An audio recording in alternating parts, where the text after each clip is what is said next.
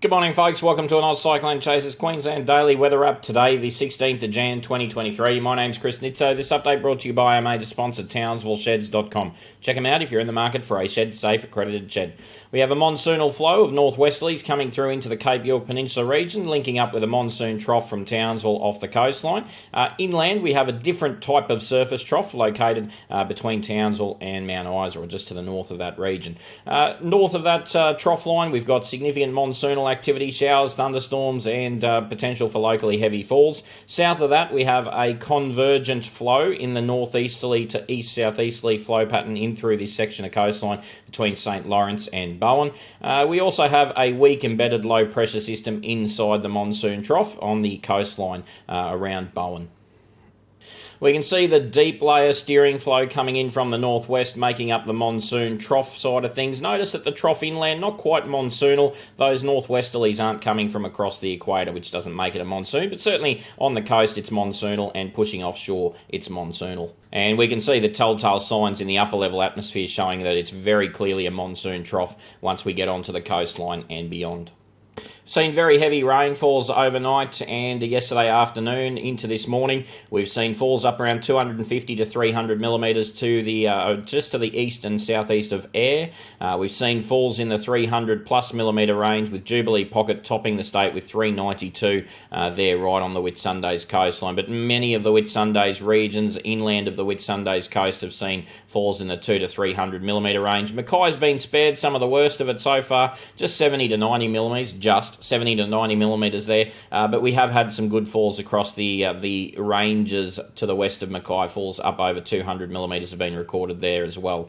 Elsewhere in the state, thanks to the Bureau of Meteorology for the rain charts, we can see that there's been some very heavy but very localised rainfall in far north Queensland. You just have to be lucky enough to be under some of those storms. They're very hit and miss. Mareeba over there copping 100 millimetres, the airport down the road copping less than 10. Further southwards, we've got some shower activity, particularly enhanced around the Sunshine Coast hinterland.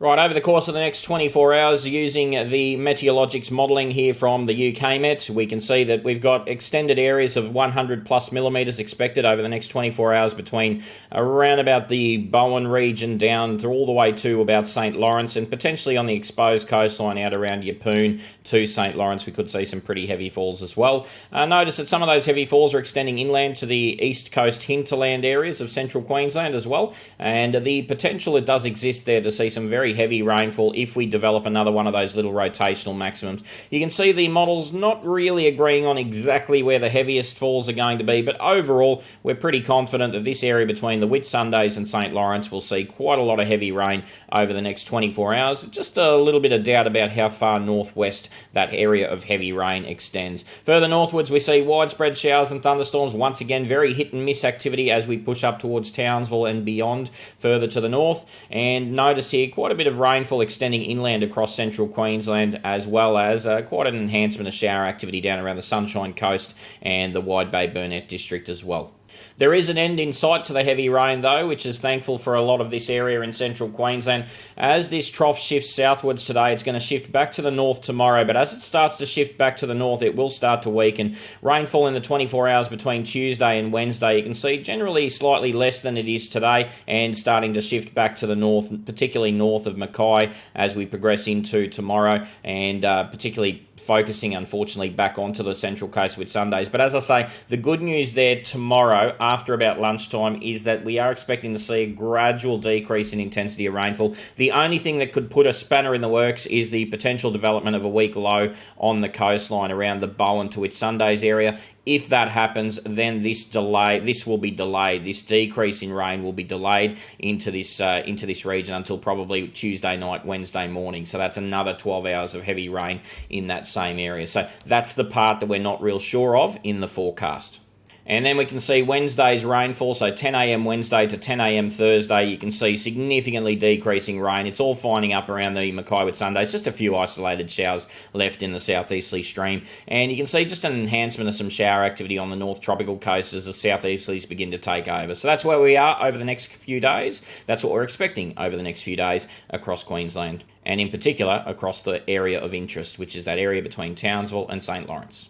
Before it clears up, though, there's still significant rainfall to be had. Falls up around 300 to 500 millimetres could be still likely to occur in parts of this coastline, and it is important we don't just pretend it's all going to go away very shortly. There's still a lot of rain to be had in this region for an extended period of time today, and certainly for the first half of tomorrow.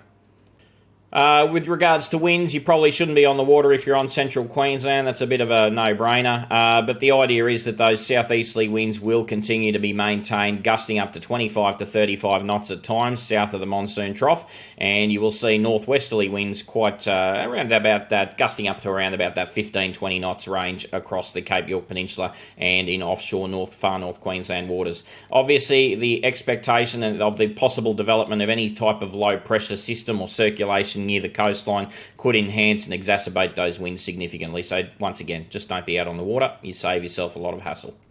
Far more depth and detail information available to you if you're in our subscription service. So check out join.ozcyclonechasers.com.au. Check out our subscription options. These two get you access to all of our weather forecasting videos. Have a wonderful day. Stay safe in that rain, and I'll chat to you in the morning.